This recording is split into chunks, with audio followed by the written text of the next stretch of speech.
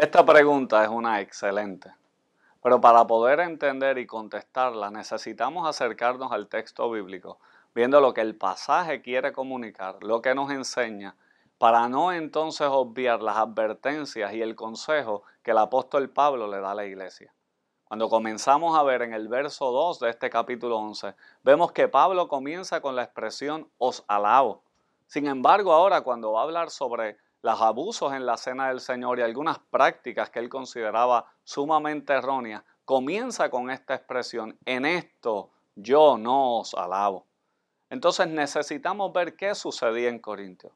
Lo que sucedía en Corintios es que juntamente con lo que nosotros hoy conocemos como la Cena del Señor, se celebraban también unos ágapes, unas fiestas de amor, donde el propósito era mostrar cómo el amor de Cristo nos vincula y nos une y somos unidos por medio del Evangelio. Sin embargo, la iglesia en Corintio estaba utilizando esta práctica para lo contrario. Pablo dice, en vez de mostrar lo mejor, ustedes se reúnen para lo peor. Si vemos el texto bíblico, veremos varias cosas que el apóstol Pablo corrige. Primero, en vez de mostrar a Cristo y el Evangelio, ellos mostraban su carnalidad.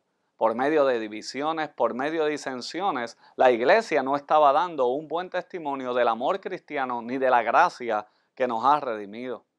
El problema era que había insensibilidad e indiferencia, no solo al hermano, sino a la obra de Cristo y el Evangelio. Se acercaban a esta cena de una manera ritual y sin el corazón correcto. Por lo tanto, analizando el texto bíblico, ¿qué quiere decir tomar la cena del Señor indignamente? Tomar la cena indignamente es hacerlo ignorante o insensible a la obra de Cristo y sus implicaciones en nuestra relación con Él y con nuestros hermanos. De hecho, cuando vemos al verso 23 al 26, Pablo luego de corregirlo, luego de decirle, ¿acaso no tienen casas donde comer? ¿Acaso no tienen comida ustedes? Coman en sus hogares, pero participen entonces de una manera que sea correcta. Pablo entonces lo lleva a recordarle lo que la cena del Señor apunta y hacia qué nos dirige.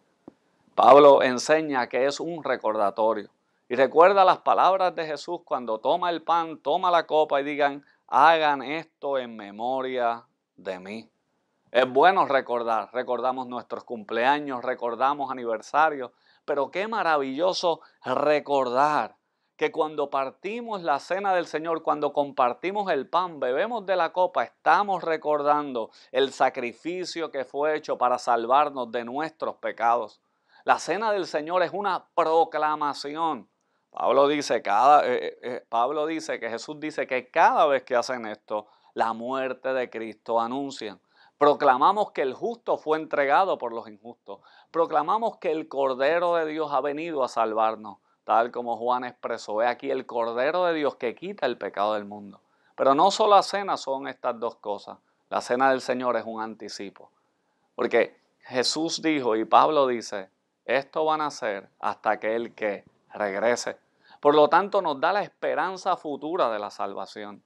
Cuando llegamos a la cena, sin tener una consideración de nuestras actitudes hacia el Evangelio y lo que éste implica en nuestra vida y en nuestro trato con los demás, lo hacemos de una manera indigna. Entonces, ¿qué debemos hacer? El verso 28, Pablo dice, examínese y participe entonces. Que podamos ver en nuestra vida que nuestro corazón está enfocado correctamente, que nuestra vida está centrada en el Evangelio y en la obra de Cristo.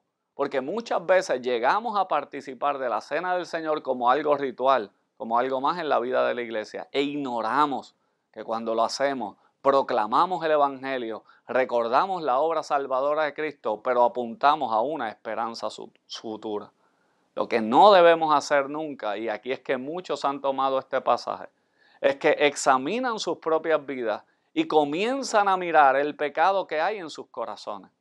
Y entonces deciden no participar de la cena, ignorando que ese es el mensaje. Es acercarnos al Maestro porque sabemos que hemos fallado y que es el único que nos puede perdonar. Alistair Begg hace la historia de un pastor escocés.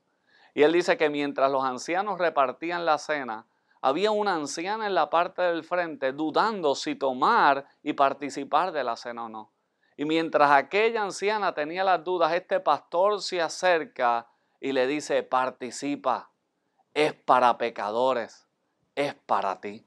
Porque si algo la cena del Señor nos enseña, es que no importa cuán gran pecadores seamos, tenemos un gran Salvador que nos ha redimido.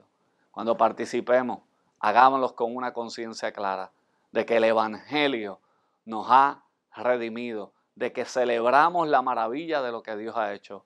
Hagámoslo con un corazón correcto. Examinemos nuestros corazones ante Dios y entendamos que no lo hagamos de manera indigna, porque esto trajo consecuencias fatales para los corintios, sino que lo hagamos con una conciencia de que Dios nos ha perdonado y de que el Evangelio es anunciado cada vez que nos reunimos.